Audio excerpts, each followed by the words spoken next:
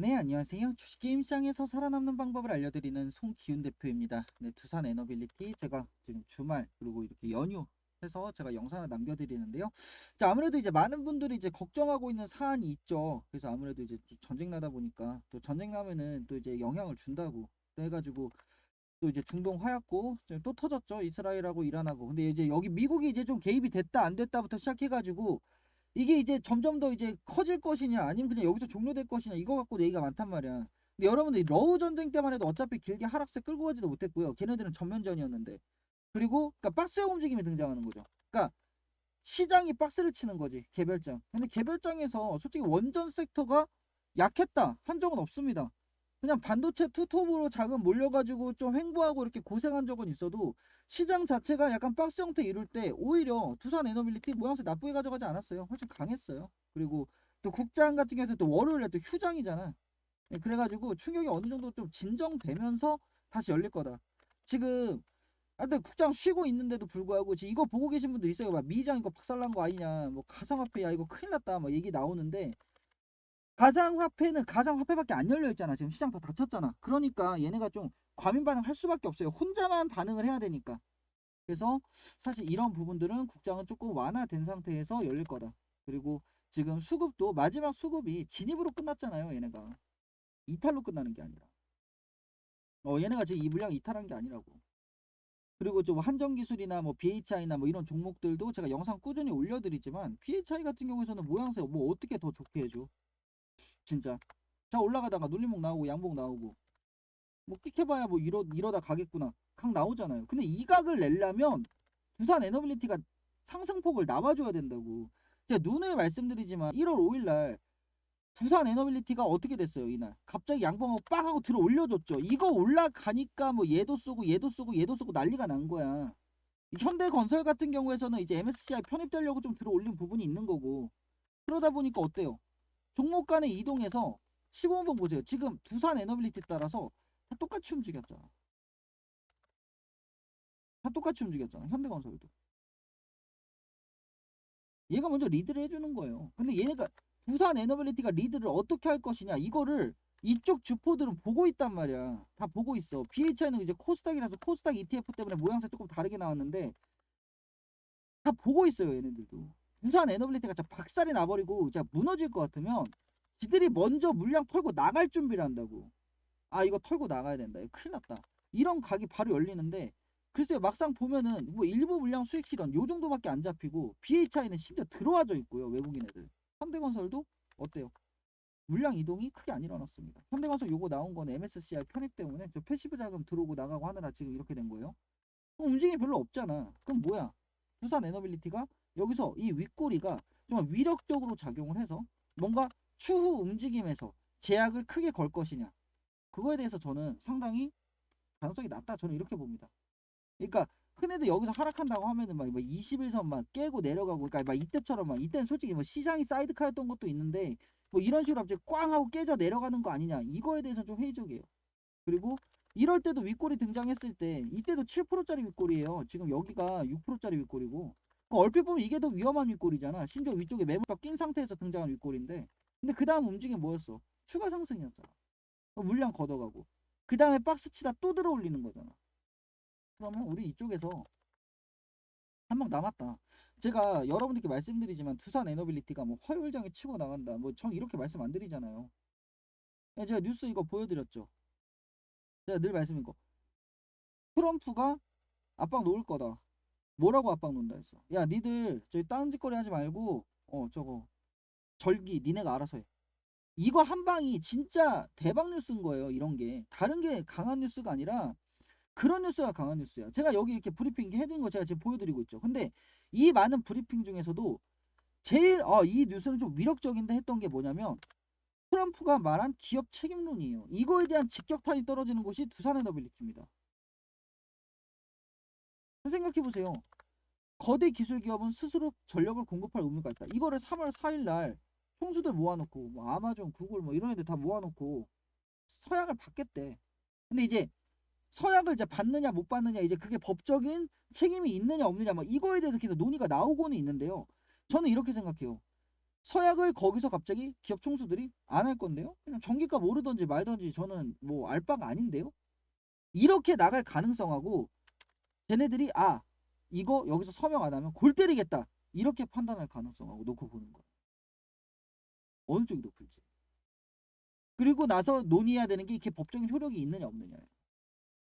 근데 트럼프가 지금 SMR 쪽은 뭐라고 말했어?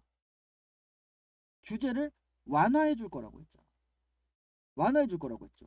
근데 완화해 준 다음에 지금 뭐 미국 기업들이 이거 완화되니까 우리 너도 나도 SMR 하자 라고 덤벼 들었어요? 아니면 들려고 고민하고 있어요, 걔네들이. 냉정하게.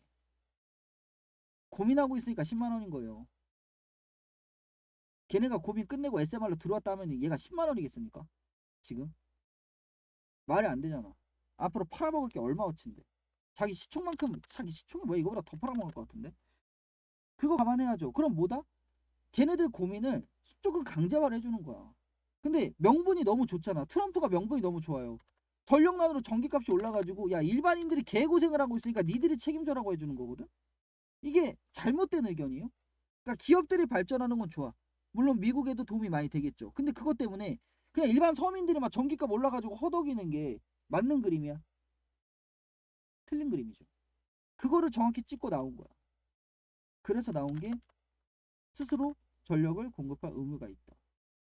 근데 이걸 왜 하고 있냐면요. 트럼프가 이거 하는 이유가 간단합니다. 이유가 이거예요.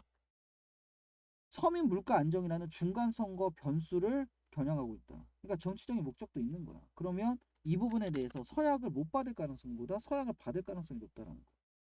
그러면 얘네들도 얘기를 하겠죠. 근데 지금 현 SMR 법으로는 뭐 당장 뭐 이렇게 빠르게 할 수도 없고 막 하면서 쟤네도 의견을 낼 거 아니야. 지금 당장 되지도 않는 거 같고 왜 그러세요 우리한테 라고 얘기할 거 아니야. 그럼 그거에 대해서 트럼프가 답변을 줬을 때 과연 원전 쪽에 불리하게 발표를 할 것이냐 좋게 발표할 것이냐 여러분들 한번 생각해 보세요. 자, 제가 트럼프예요. 야 니네 이거 서민 전기요금 니네 보이지? 야 이게 말이 돼 니네? 야 니네 저 거대 기업들은 니들이 전기 알아서 만들어. 근데 절차는 엄청나게 복잡해서 해서 내가 니네 말려 죽일 거야. 뭐 앞뒤가 전혀 안 맞는 소리죠. 그렇잖아. 말 같지도 않은 소리잖아. 그럼 뭐라고 하겠어?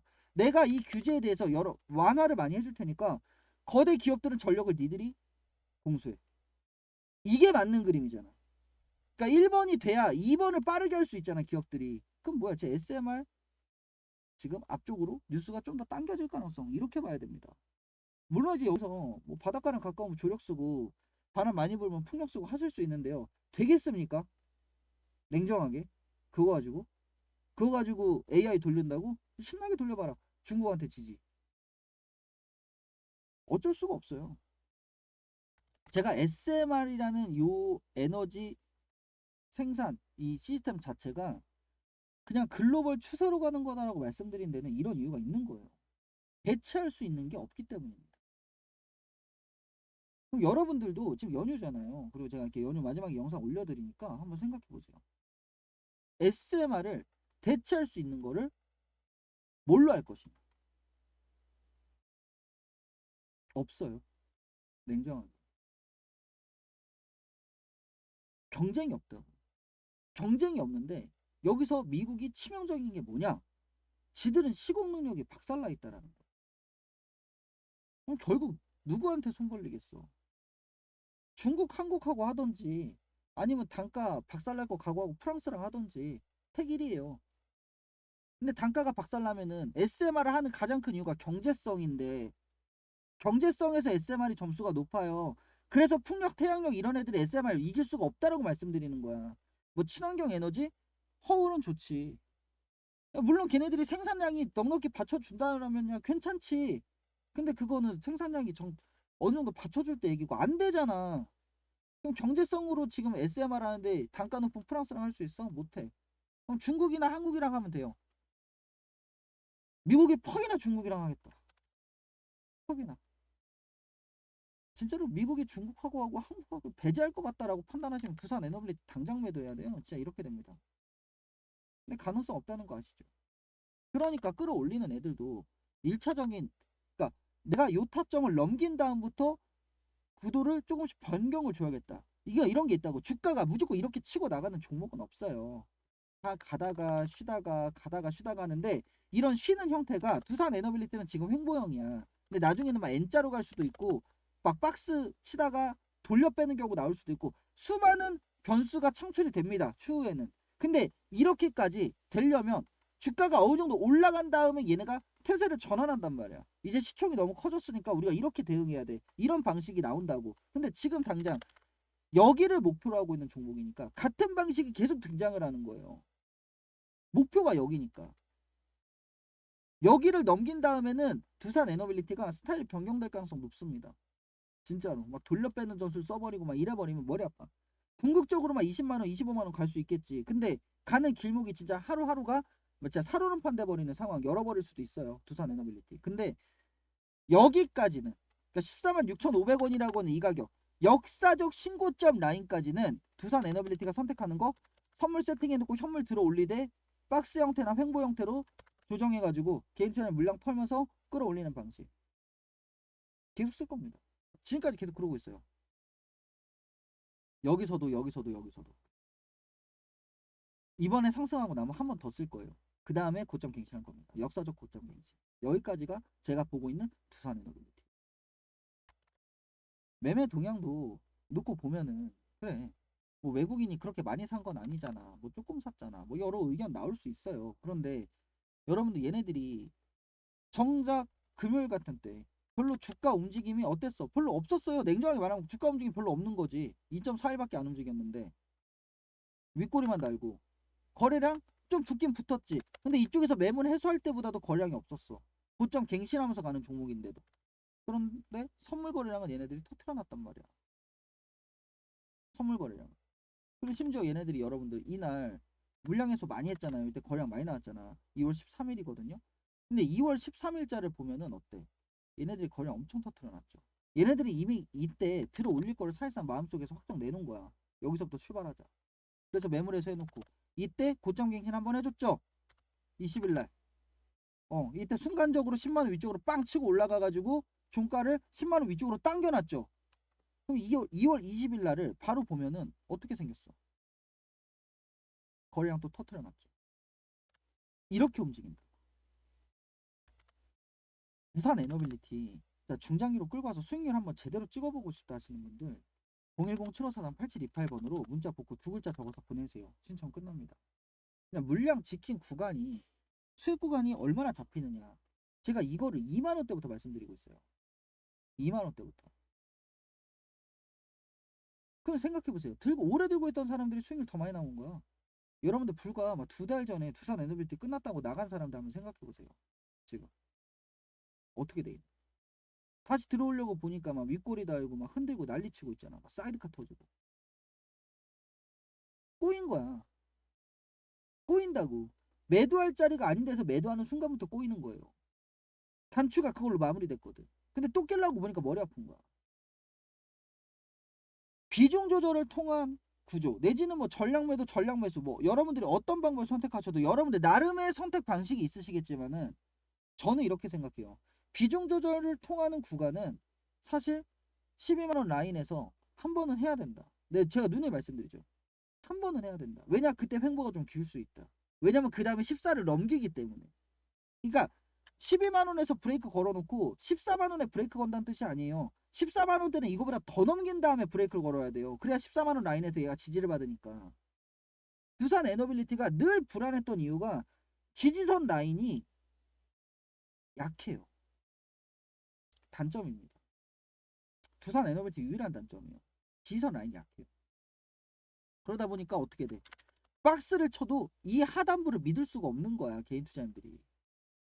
사실 앞쪽에 있는 양봉 얘를 기준으로 하고는 있어. 하고는 있는데 여기서 거량 많이 실렸거나 위력적이어 보이지 않으니까 이런 자리에서 자꾸 나가지는 거야, 개인 투자자가. 나중에 보니까 어떻게 돼? 터트려놨잖아. 그러니까 이런 식으로 지지선 설정을 한다고. 근데 역사적 신고 이후에는 14만원 라인을 얘가 지지선으로 써야 되고, 지금 이번 상승에서는 12만원대 라인을 지지선으로 써야 돼. 그러니까 돌파가 한번 강하게 일어날 것이다. 이거에 대해서 계속 말씀드리는 거예요. 그걸 보고 나서 판단하는 거야.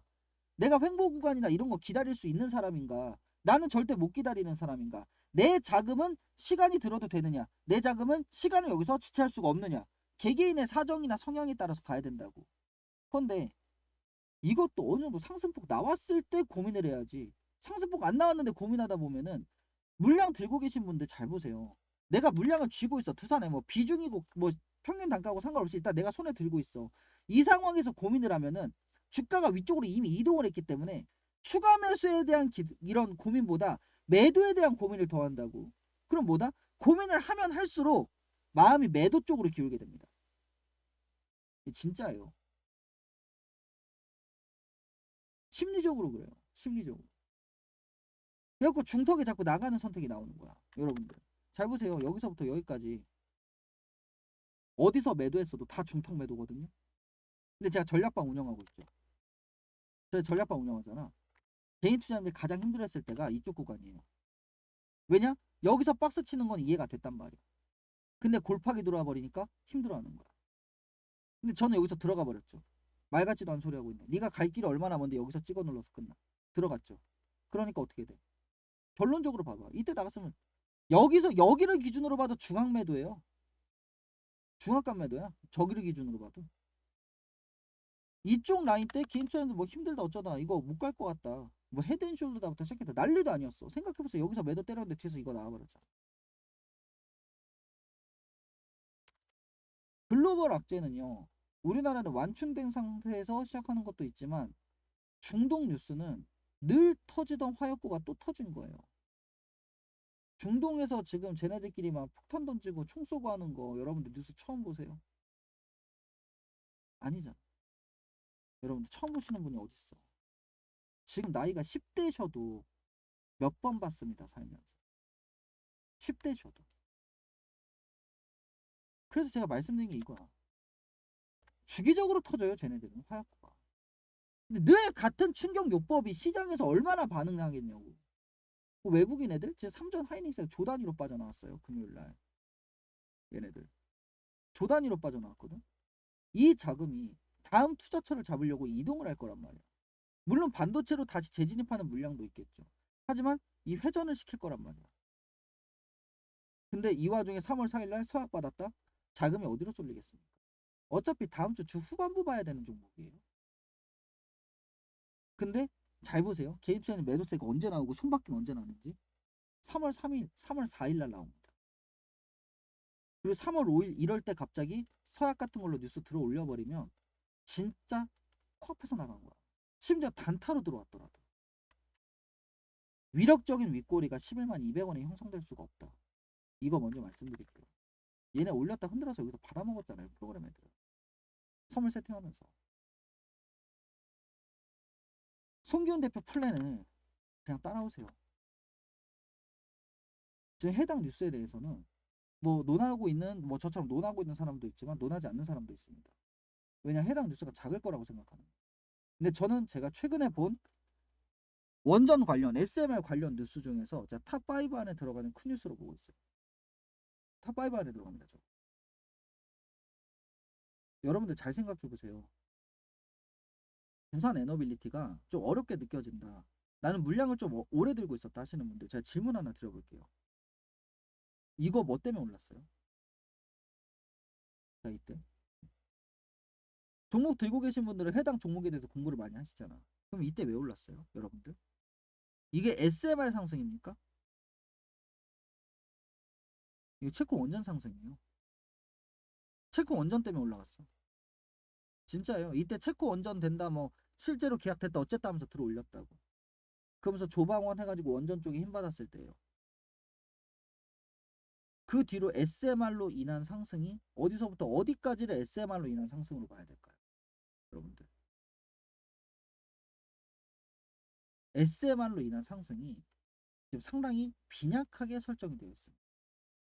저는 원전이라고 안 하고 SMR이라는 표현을 쓰잖아요. 왜냐하면 두산 에너빌리티가 나중에 그냥 예를 들어 드릴게요.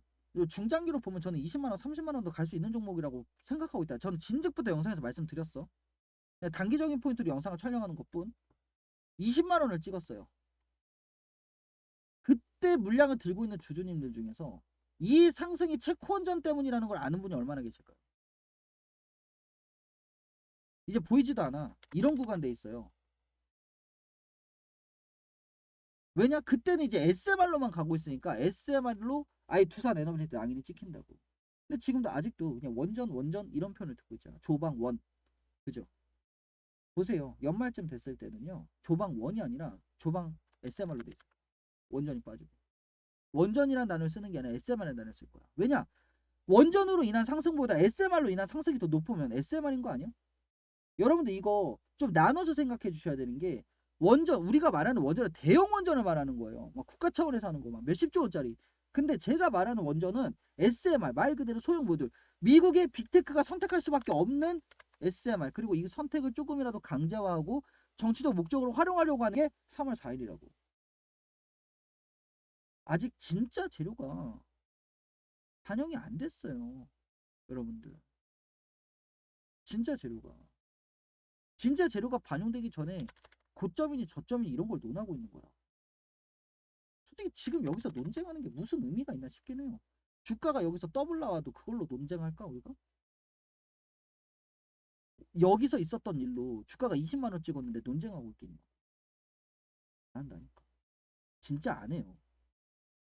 벌써 체코 원전 얘기 안 나오잖아요. 어디서. 이때 체코 원전을 이만큼을 들어 올려놨는데. 송기훈 대표 따라서 두산 에너빌리티 진짜 여러분들 인생 역전 기회 왔을 때 잡아야 되는 종목. 그거 내가 이미 잡았으면 내가 잡은 걸로 인생 역전해야지.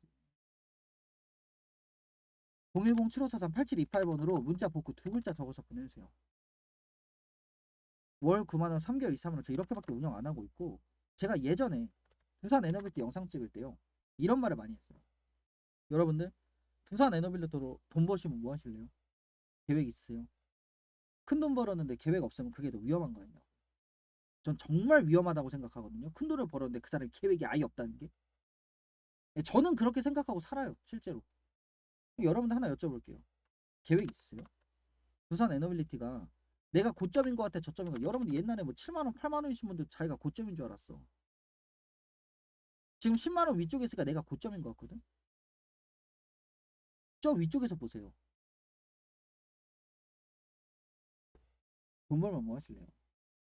그런 거 계획 세우고 계세요. 저는 이럴 때도 그 말씀 드렸고 이럴 때도 그 말씀 드렸어요.